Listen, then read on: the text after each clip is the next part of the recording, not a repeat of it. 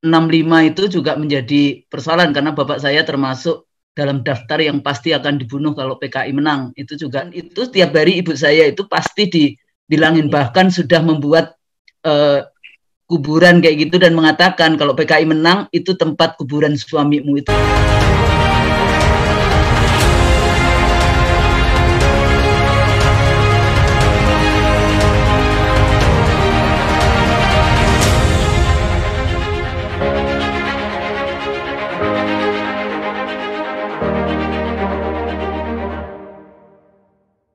Assalamualaikum warahmatullahi wabarakatuh dan salam sejahtera buat semua yang hadir di sini di Zoom maupun Forum Tanah Air YouTube channel.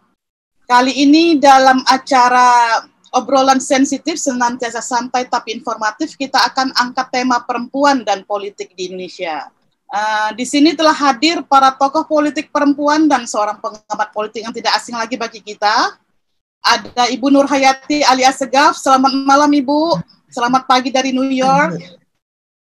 Selamat malam dari Indonesia dan selamat pagi untuk New York dan sekitarnya. Juga sudah hadir Farah Putri Nahlia. Saya panggil Mbak Farah ya, boleh ya? Boleh. Selamat malam Mbak Farah. Selamat pagi Mbak, selamat siang dan juga selamat sore sesuai dengan time zone masing-masing. Terima kasih. Juga sudah hadir Ibu Husnul Maria. Selamat malam Ibu. Selamat malam selamat pagi dari New York. Waalaikumsalam. Selamat Waalaikumsalam. pagi. New Yorknya di mana ya? Kalau pagi-pagi enaknya jalan-jalan di Fifth Avenue-nya nih ya. Oh, kitanya di Queens, Bu. Oh, di Queens. Ya deket dong. Dekat cuma 15 menit. Naik subway. Dan yang terakhir ada Bang Rocky nih. Bang Rocky, apa kabar? Selamat malam, selamat pagi dari New York. Selamat Idul Adha. Terima kasih. Baik, saya mulai dari Ibu Nur ya. Ibu Nur Hayati ini merupakan salah satu pendiri Partai Demokrat dalam politiknya secara nasional dan internasional. Ibu Nur Hayati fokus mengangkat isu wanita dalam parlemen. Ibu Nur Hayati mendesak agar wanita diberi kesempatan dalam politik dan diberi kesempatan berusaha dalam usaha kecil dan menengah. Di parlemen dunia ini, Ibu Nur Hayati memperjuangkan peran Indonesia membantu menyelesaikan masalah dunia. Di tahun 2016, Ibu Nur Hayati terpilih menjadi Presiden International Humanitarian Law yang bekerja membantu nasib para pengungsi dari negara konflik seperti Suriah, Palestina, dan Yaman. Ibu Nur, sebelum berpolitik, Ibu Nur pernah bekerja di firma pengacara, konsultan keuangan, dan peneliti di UI. Kemudian masuk dunia politik tahun 2003 ya Bu ya, yaitu bergabung mendirikan Partai Demokrat bersama Bapak SBY. Bisa sedikit cerita kenapa tertarik masuk dunia politik Ibu? Ya, terima kasih Poppy. Saya pertama terima kasih kepada Forum Tanah Air ya yang sudah mengundang kita dan mengadakan obrolan sensitif ini, senantiasa santai tapi informatif, khususnya mengangkat tema perempuan dan politik di Indonesia. Jadi saya tertarik dengan politik itu, saya kira sama semua ya. Pertama kita mesti bergerak dari mulai kuliah segala macam, aktif di kemahasiswaan ya, di berbagai relawan dan lain sebagainya. Kemudian ketika 98 kita juga ikut berjuang sama-sama Mbak Husnul dan banyak teman-teman aktivis. Dalam arti kata sebetulnya kan di Indonesia ini tidak, kalau menurut undang-undang dasarnya sudah tidak ada perbedaan laki perempuan, tidak ada itu pembatasan. Tapi pada kenyataannya setelah Indonesia merdeka, kita lihat dulu banyak sekali pejuang kemerdekaan perempuan, tetapi juga tetap saja perempuan masih dalam batasan-batasan tertentu. Kemudian saya bergerak di LSM dan lain sebagainya. Saya merasa ketika sering sekali berbenturan dengan kebijakan-kebijakan.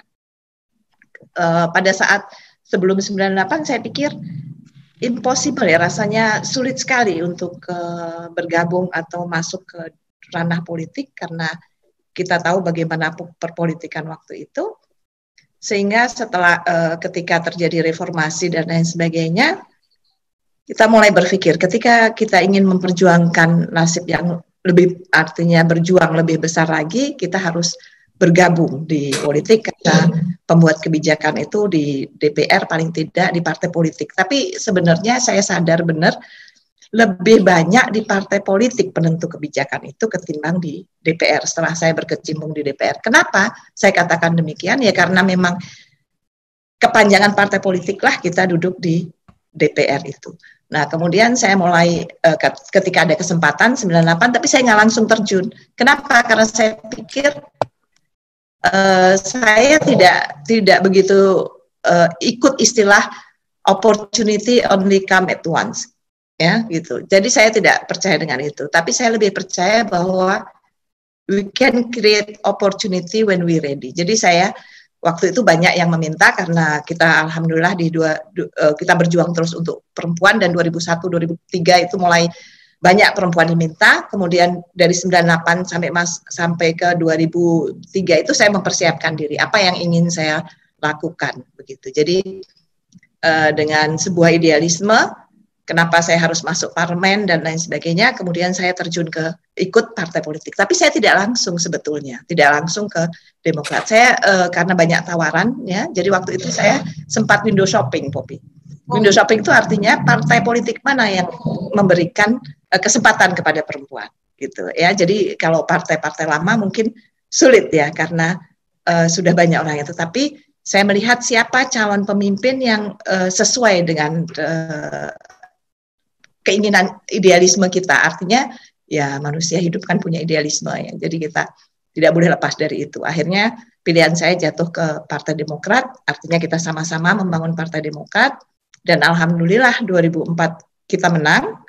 Kemudian kita mendapat kesempatan banyak. Ya, maksud saya ketika saya sebetulnya kan politik ini dibilang orang politik ini kejam, politik ini kotor, politik ini, tetapi sebenarnya politik ini juga perempuan bisa gitu.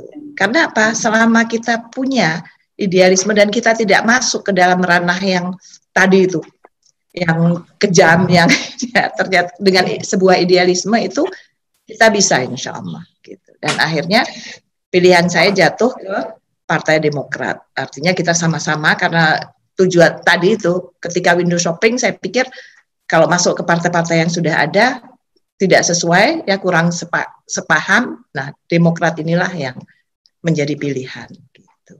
Jadi ini Partai Demokrat salah satu partai yang menampung perempuan ya, Ibu ya, yang mengapresiasi perempuan lebih tinggi daripada partai yang lainnya, Ibu ya. Benar, karena waktu itu juga jangan lupa bahwa kita mengusung Ibu Ani Yudhoyono almarhumah waktu itu menjadi wakil ketua umum pada saat didirikannya Partai Demokrat itu ya, jadi beliau duduk sebagai wakil ketua umum di Partai Demokrat gitu. Jadi Partai Demokrat menunjukkan tentang kepeduliannya terhadap perempuan gitu. Sehingga kita pikir ya kita bisa masuk di situ gitu, bisa berjuang bersama-sama. Jadi Ibu udah mulai aktif dari sejak kuliah Ibu ya? Iya betul sejak kuliah. Ya apa namanya, seperti yang lain teman-teman yang lain pasti juga kita lebih senang kan kuliah sambil nakal-nakal dikit gitu ya Bang Rocky ya. Bang Rocky ya kalau kuliah serius-serius itu ya seperti obrolan ini kan santai ya kan, tapi saya nakalnya banyak. jadi kita aktif untuk networking penting ya. Organisasi itu penting untuk networking gitu, untuk tahu sifat orang, untuk belajar berorganisasi penting. Jadi saya tidak pernah membiarkan anak-anak saya berorganisasi. Saya tidak peduli mereka mau lulus berapa tahun. Tapi yang penting mereka punya networking, punya pengalaman. Kalau kuliah itu kan formal saja, dia mendapatkan gelar sarjana. Tetapi sarjananya juga harus selesai, tapi juga harus punya pengalaman lebih, tidak hanya sekedar membaca buku dan mendapatkan ilmunya gitu. Oke, baik Ibu. Kita sekarang ke tokoh milenial Farah Putri Nahlia. Karena usianya yang baru 23 tahun, Mbak Farah merupakan salah satu politisi milenial yang berhasil duduk di bangku DPR. Lulusan Politik Hubungan Internasional dari University of London, di mana di masa sekolah Mbak Farah ini pernah meraih penghargaan sebagai Best Student Award dan English Award dari Concord College. Kemudian diusung oleh Partai Amanat Nasional. Mbak Farah dijuluki sebagai jagoan dapil yang sukses mengantongi suara terbesar, yakni sekitar 113.263 suara mengalahkan suara para petahana. Mbak Farah juga mampu menaikkan suara PAN hingga 2 kali lipat di daerah pemilihan Jawa Barat 9 mencakup Kabupaten Subang, Majalengka, dan Sumedang. Mbak Farah, ini ayah Makassar, ibu Palembang. Mbak Farah lahir di Semarang, maju dapil dari Jawa Barat. Tadi disebutkan Jawa Barat 9 meliputi Kabupaten Subang, Majalengka, dan Sumedang. Bisa cerita nih, kenapa maju mewakili dari daerah tersebut? Kenapa nggak Makassar, atau Palembang, atau Semarang? Terima kasih Mbak pertanyaannya. Jadi memang kalau dibilang unik, cukup unik karena memang sama sekali tidak punya darah Sunda. Tapi saya percaya bahwa masyarakat Indonesia itu dimanapun sama, kalau kita memang tulus, kalau kita mau baik, pasti masyarakat mau terbuka, mau menerima kita di daerah pemilihan tersebut.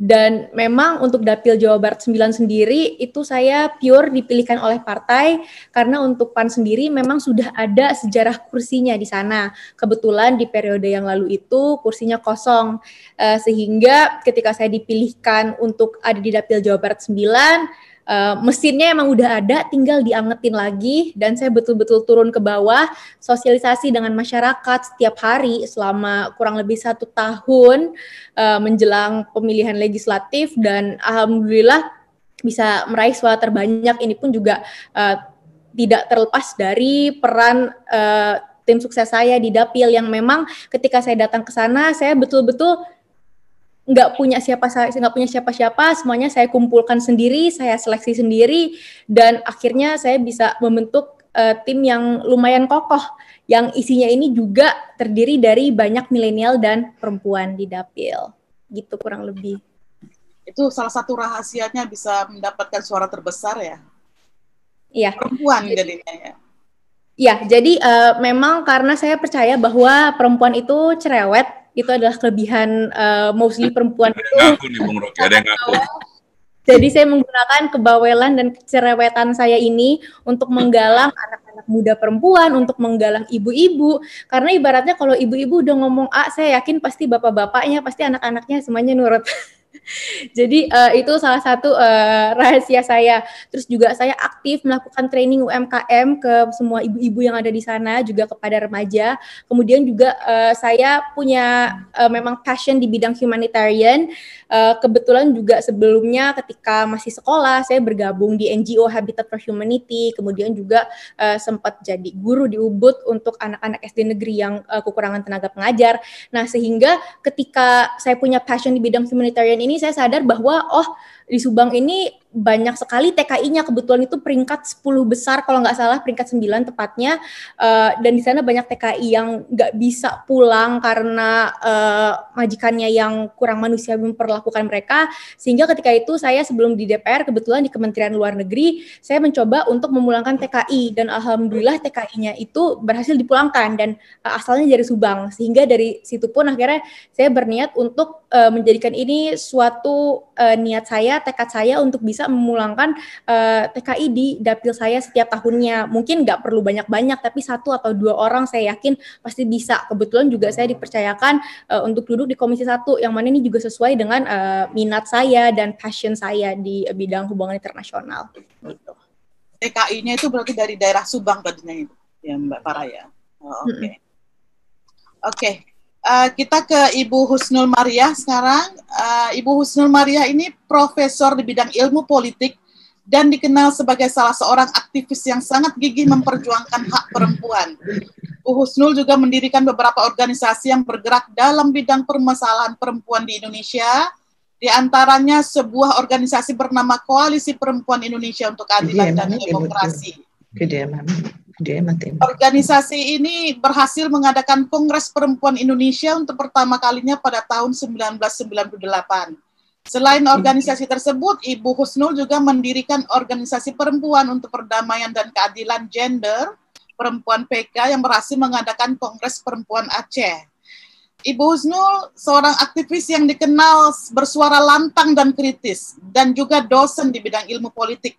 Kenapa ini Ibu tertarik mempelajari, mendalami ilmu politik? Apakah ini karena cita-cita dari kecil Ibu? Terima kasih. Ada beberapa poin yang ingin saya sampaikan. Pertama, memang saya berangkat dari keluarga aktivis walaupun di kampung. Jadi bapak saya dulu itu adalah Sekretaris Pemuda Muhammadiyah Karisidenan Bojonegoro.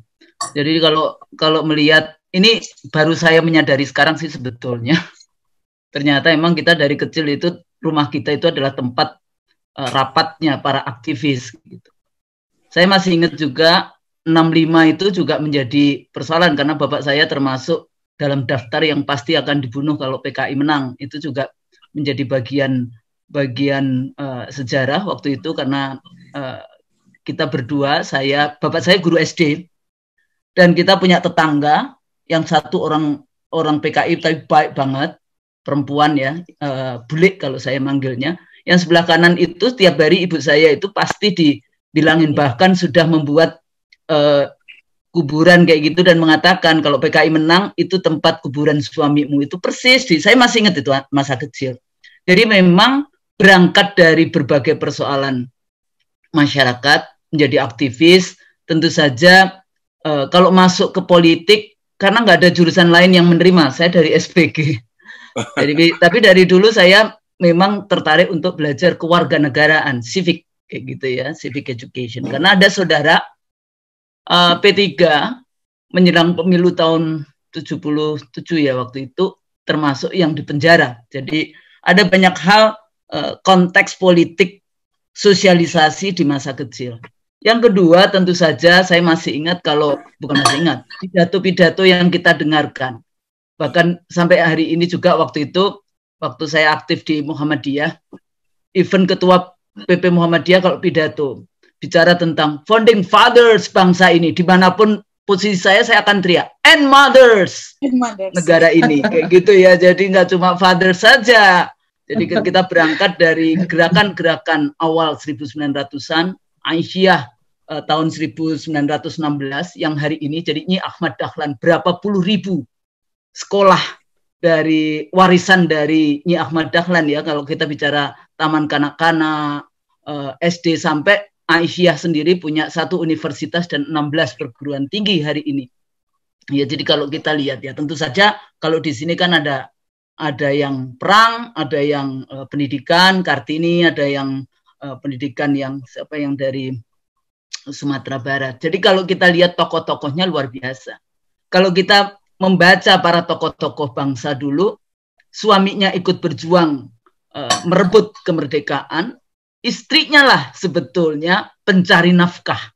Jadi kalau kita lihat bagaimana para tokoh-tokoh, istrinya itu menjadi penjual batik, penjual ya dagang di dalam konteks itu. Nah, ini juga memberikan inspirasi.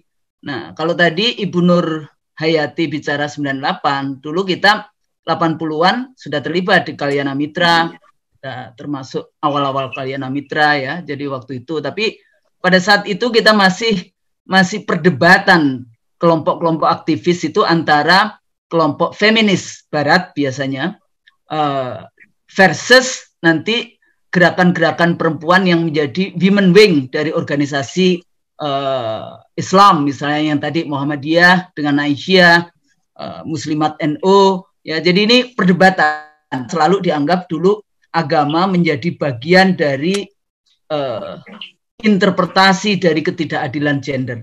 Nah, di sini letaknya pada saat saya bicara tentang feminism dalam arti dengan I'm a feminist Muslim, bagaimana mempertemukan antara pemikiran The Second Sex Simone de Beauvoir dengan Tarikh Tabari, bagaimana interpretasi terhadap agama tentang perempuan kayak gitu ya, sejarah perempuan itu menjadi bagian tersendiri di dalam membangun konstruksi dari pemikiran-pemikiran yang ada selama ini dan bagaimana implementasinya. Tapi tahun 90-an isu itu mulai sudah difahami oleh para kalangan agama sehingga sekarang sudah bukan hal yang baru lagi di dalam konteks itu. Mungkin nanti menjadi isu-isu implementasi kebijakan. Nah, mau nggak mau perspektif itu masih ada.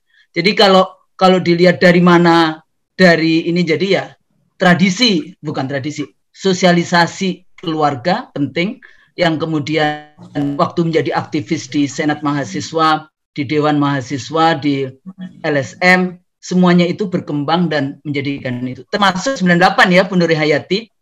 Jadi kalau ini anggota DPR yang nggak tahu, kata-kata kaukus itu dari mana?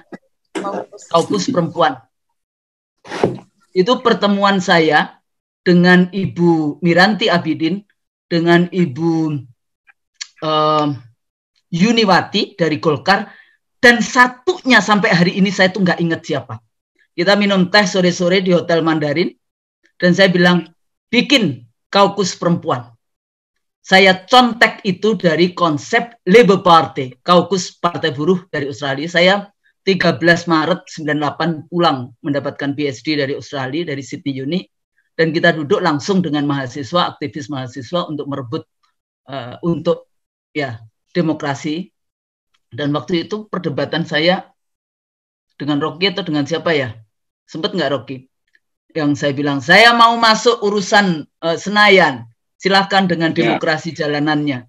Kita waktu itu ngomong di mana ya? Ya, waktu itu. Jadi perdebatan-perdebatan itu pilihannya apakah ke sana. Nah, sayangnya kemudian waktu itu saya maunya satu saja kaukus perempuan. Karena apa?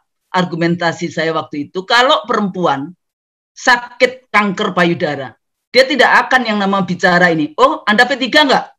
Anda PAN enggak? Anda Golkar enggak? Anda Demokrat enggak? PDIP enggak? Semua isu perempuan, mau partai apa saja, itu yang namanya cross partai, cross agama, cross semua isu pengelompokan dalam masyarakat, itu pasti akan mengalami yang spesifik gender isu, ya, hal-hal yang berhubungan dengan reproduksi perempuan, penyakit-penyakit khusus perempuan, relasi perempuan dan laki-laki dalam perkawinan dan sebagainya. Isu kedua, siapa yang saya belajar? Amerika bukan tempat kita belajar yang isu perempuan dalam konteks itu. Perlu 150 tahun Amerika merdeka baru punya hak yang disebut women suffrage, hak perempuan untuk mendapatkan vote-nya. Scandinavian country itu menarik. Karena Scandinavian country itu perempuan hamil melahirkan dia boleh cuti 2 tahun. 1 tahun dibayar oleh negara, 1 tahun tidak, setelah 2 tahun boleh kembali ke pekerjaan semula. Saya waktu itu saya tantang dengan para ulama, para pemimpin agama, para pemimpin organisasi Islam di Indonesia. Katanya Indonesia the most populous Muslim country in the world. Kenapa yang dibaca biasanya mathna wa thulatha wa ruba'a? Menikah 2, 3, 4, bukan kita menghina itu ya, tidak. Tapi kan ada yang lain lagi. Wa wasainal insana biwalidayhi hamalatu ummuhu wahnan ala wahnin wa fisaluhu fi amin. Menyusui 2 tahun. Ya. Kalau 2 tahun menyusui untuk apa? Supaya anak-anak kita, anak-anak bangsa ini menjadi anak manusia, bukan anak sapi. Dan Scandinavian country, yang negaranya bukan negara Islam, dia mempraktekkan itu di dalam kebijakan-kebijakan politiknya. Nah, ini sebetulnya intriguing bagi kita untuk berbicara sejauh mana perempuan memiliki akses kepada kekuasaan, dan kalau sudah duduk di sana, apa yang dilakukan untuk perempuan, warga perempuan dan anak-anak di negeri ini. Yang terjadi tetap power struggle. Kalau saya bupati, ya sudah 2 kali, nanti istri saya yang akan saya rekrut untuk yang akan saya usulkan untuk jadi bupati. Istri pertama lawan istri kedua, nanti istri pertama menang 2 kali, istri pertama lawan istri ketiga. Itu terjadi di Republik kita hari ini. Jadi kita masih punya banyak sekali PR dalam konteks itu. Mari kita bersama-sama memikirkan ke sana. Saya pikir itu, ini kalau saya nggak dipotong, nggak akan selesai nih Bu Poppy. Iya Bu. Oke, makasih. Tahan dulu, silakan. Tahan dulu ya. Oke. Sorry. Nggak apa-apa. Kita langsung ke Bang Rocky Gerung ya. Bang Rocky Gerung sebagai orang yang dekat dengan dunia filsafat, seringkali nih Bang Rocky mengeluarkan pendapat menggunakan bahasa-bahasa filsafat di mana sering menimbulkan pro dan kontra.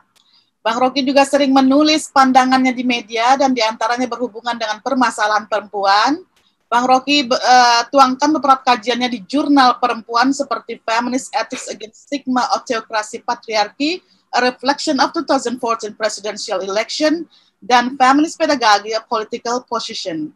Untuk Bang Rocky nih agak beda nih pertanyaannya nih. Setahu kami nih, Bang Rocky tidak pernah masuk ke dalam politik praktis, tapi menjadi cantelan orang-orang politik atau dirangkul oleh partai-partai politik. Dan obviously, Bang Rocky juga bukan seorang perempuan. Tapi mungkin banyak orang yang tidak tahu nih, kalau Bang Rocky ini ternyata diam-diam seorang pemerhati perempuan. Maksud saya perempuan dan politik. Salah satu kajian dalam studi filosofi adalah soal perempuan dan politik, dan juga yang tadi dimuat di jurnal perempuan. Gimana nih Bang Rocky? Bisa dijelaskan kenapa kok tertarik untuk mengkaji soal perempuan dalam politik pastinya? Silakan Bang Rocky. Wah, ini pertanyaan disertasi yang jawabannya perlu kuliah 1 semester. Hebat Poppy. Saya ringkes ya supaya ada waktu buat diskusi itu. Hal pertama yang mengganggu pikiran saya ketika saya mengajarkan filsafat ilmu pengetahuan sebetulnya, epistemologi itu, saya menemukan beberapa fakta bahwa perempuan dihalangi untuk masuk di dalam dunia pikiran. Dianggap bahwa perempuan tidak mampu berpikir abstrak di dalam filosofi, sehingga begitu banyak pikiran perempuan disensor justru oleh para pejabat akademis laki-laki itu di dalam sejarah peradaban Barat. Yang pertama yang saya temukan adalah kisah tentang Hipatia,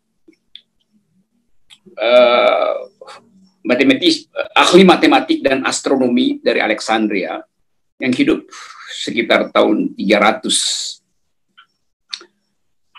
Yang karena dia mampu untuk membuat modeling tentang eklipse, tentang gerak benda-benda angkasa, lalu para ilmuwan pria yang basisnya adalah teokrasi, gereja waktu itu, menganggap bahaya kalau perempuan mulai mampu menafsirkan alam semesta. Maka dicarilah segala macam cara, agen-agen politik patriarki pada waktu itu bersekongkol untuk menuduh bahwa Hipatia itu membahayakan doktrin teokrasi. Maka dia dibunuh itu. Jadi bayangkan, perempuan yang menginginkan kesejatian ilmu pengetahuan dianggap berbahaya bagi peradaban. Lalu dia dibunuh. Dan sejarah panjang Eropa adalah sejarah penindasan perempuan sebetulnya. Di abad 13-14, kalau seorang perempuan di Italia ingin menjadi doktor, dia harus diuji oleh 1000 profesor selama 40 hari dan dipertontonkan di publik. Kalau laki-laki hanya diuji oleh 4 profesor gitu, di ruang tertutup bahkan. Ini perempuan harus diuji secara terbuka dengan maksud mempermalukan dia, dengan maksud membuat dia tidak bisa jadi dokter. Tapi ada terobosan ketika seorang perempuan membuktikan bahwa dia bisa menjawab dan membantah dalil dari 100 profesor selama 40 hari ujian. Jadi bayangkan, untuk menjadi dokter udah ada diskriminasi di abad lalu itu. Nah, kita kemudian berpikir bahwa ada yang keliru di dalam peradaban kita. Artinya, demokrasi tidak mungkin dihasilkan bila separuh dari umat manusia menganggap separuh yang lain lagi tidak mampu berpikir. Dan keangkuhan itu yang disebut sebagai patriarki itu. Jadi itu sebetulnya alasannya. Lalu saya coba studi dan menemukan bahwa problem kita sebetulnya adalah kecemburuan laki-laki terhadap potensi perempuan untuk memimpin. Karena itu dulu di Eropa ada yang disebut perburuan perempuan sihir, nenek sihir bahkan, witchcraft. Dan pada waktu itu kira-kira mungkin sampai 300.000 perempuan Eropa dibakar hidup-hidup karena dituduh bersekongkol dengan setan. Jadi pria Eropa pada waktu itu menganggap kalau ada perempuan di dalam rumah tak terlihat oleh publik, lalu dia dicurigai sedang bersekutu dengan setan itu, maka dia dituduh sebagai pengabdi setan. Karena itu hukuman dari gereja Katolik adalah dia harus dibakar hidup-hidup tanpa ada pembuktian. Padahal banyak perempuan yang studi di dalam rumahnya karena dia nggak punya akses ke sekolah publik, maka dia studi diam-diam. Banyak perempuan Eropa pada waktu itu yang mulai mengerjakan industri rumahan yang ketika masuk di pasar lebih bermutu daripada hasil kerja laki-laki. Jadi persaingan ekonomi membuat perempuan ini dianggap berbahaya. Karena itu dia mesti dibuatkan hoax sebagai penyembah iblis dan dibakar hidup-hidup. Jadi dari awal misoginis ini sudah berlangsung. Misoginis artinya politik yang membenci perempuan. Nah ini kemudian tumbuh terus bahkan sampai abad 21 awal. Ketika di Harvard University, pada waktu itu rektornya adalah bekas Menteri Keuangan Bill Clinton, namanya Lawrence Summers. Setelah jadi Menteri Keuangan, dia jadi rektor Harvard. Kita ingat bahwa mungkin 10 tahun yang lalu, dia membuat blunder dengan mengatakan bahwa perempuan tidak perlu menjadi profesor di bidang matematik karena perempuan tidak bisa berpikir abstrak. Nah, kita tahu dalam tradisi Amerika, menghina itu bukan kriminal. Jadi perempuan menganggap bahwa ini rektor laki-laki menghina perempuan. Tapi dia nggak mungkin dikriminalkan karena jaminan kebebasan berpendapat. Tetapi di atas hukum yang tidak adil itu ada etika publik. Lalu terjadi gerakan protes perempuan, dan akhirnya Lawrence Summers mengakui bahwa dia salah, lalu dia mundur sebagai rektor dan menganggap bahwa dia telah keliru mendefinisikan perempuan. Jadi soal penindasan perempuan itu berlangsung sebetulnya dari bidang ilmu pengetahuan, bidang politik, macam-macam gitu.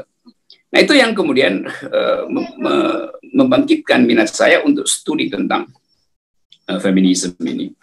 Lalu saya bergabung, volunteer di Jurnal Perempuan, lalu mengajar di kajian magister studi gender di Universitas Indonesia, sambil memperhatikan peristiwa politik yang berhubungan dengan affirmative action. Nah tadi saya dengar Ibu Nur menceritakan riwayat dia terlibat dalam politik, dan itu panjang sejak mahasiswa aktif. Artinya dia memperhatikan politik yang selalu bias laki-laki. Nah karena itu timbul inisiatif untuk mengubah policy dengan masuk atau aktif dalam politik. Farah juga tadi dengan singkat memberitahu kita bahwa untuk menjadi politisi perempuan yang berat, dia mesti fight menghadapi hambatan culture, menghadapi jatah kursi laki-laki, dan dia fight dari awal pelan-pelan itu. Itu menunjukkan bahwa untuk menjadi politisi, apalagi perempuan, jalannya panjang berat. Nah, bandingkan sekarang dengan politisi laki-laki yang masih ABG, yang nggak punya pengalaman apa-apa, tiba-tiba mencalonkan diri jadi wali kota di Solo dan di Medan itu. Karena ada fasilitas. Jadi bukan karena kapasitas, tapi karena fasilitas. Jadi kita lihat bahwa ada kecurangan gender. Kalau perempuan dia mesti fight dari bawah perlahan-lahan gitu. Kalau laki-laki dia bisa lompat pakai fasilitas bapaknya. Kita sebagai presiden, kita sebagai bupati, segala macam. Jadi tetap soal ketidakadilan gender itu berlaku sampai sekarang. Nah, saya menganggap bahwa perempuan itu adalah pembawa keadilan. bukan karena dia belajar teori keadilan dari John Locke sampai John Rawls, tapi karena dia berhubungan langsung sehari-hari dengan prinsip injustice. Jadi masalah injustice itu nggak perlu diajarkan pada perempuan, karena perempuan dari dia bangun pagi dia udah berpikir baju apa yang mesti dia pakai supaya dia tidak dilecehkan. Sebelum pergi belanja ke pasar, dia mesti pastikan ada uang tersisa nggak di dompet si ibu itu sebagai uang jajan anak yang masih SD misalnya. Karena soal kemiskinan. Jadi kita lihat bahwa perempuan dari awal hidupnya itu sepanjang hari itu menatap ketidakadilan. Tentang harga-harga yang naik, tentang pandangan laki-laki terhadap tubuhnya itu. Jadi seluruh fasilitas yang disebut sebagai politik sebetulnya dari awal dimaksudkan untuk menerangkan bahwa perempuan tidak mungkin mampu mengambil keputusan karena dia tidak mampu memakai rasio, dia dianggap sebagai hanya mampu memakai emosi. Tapi seluruh fasilitas itu kemudian dibatalkan karena di dunia sekarang kepemimpinan perempuan justru dianggap sebagai kepemimpinan yang berhasil menghasilkan justice. Nah, kita bisa mengerti bahwa sebetulnya perempuan nggak perlu diajarkan justice, karena justice artinya mendistribusikan keadilan. Nah, perempuan sejak dia mengandung, dia sudah terlatih untuk mendistribusikan keadilan pada bayinya. Nutrisinya dia mesti bagi dua dengan makhluk kecil di dalam rahimnya. Perasaannya dia mesti bagi dua dengan tangisan yang hanya bisa dirasakan melalui sumber-sumber saraf di dalam ruang rahimnya yang orang lain nggak bisa dengar kecuali pakai USG itu. Jadi kemampuan perempuan untuk mendistribusikan keadilan sudah terjadi sejak dia merawat si bayi di dalam rahimnya. Kalau perempuan egois, dia bisa bilang saya nggak mau kasih nutrisi bayinya, dia ikat puting susunya supaya tidak menghasilkan air susu. Dia kurangi konsumsinya supaya bayinya tidak merampas sebuah nutrisinya. Tapi alam dan Tuhan memberi perempuan kemampuan untuk berbagi keadilan sejak dari dalam rahim.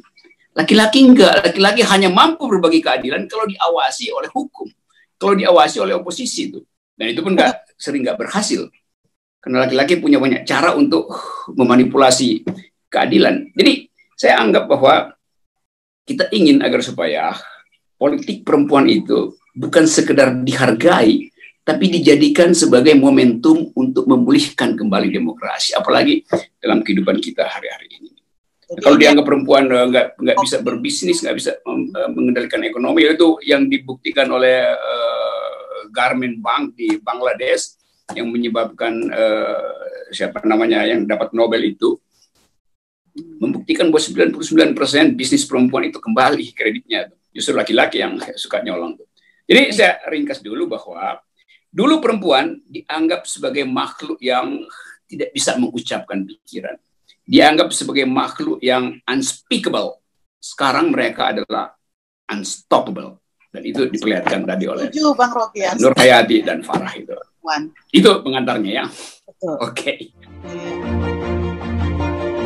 Forum Tanah Air mengucapkan terima kasih dan jangan lupa untuk subscribe, like, dan komen video-video kami.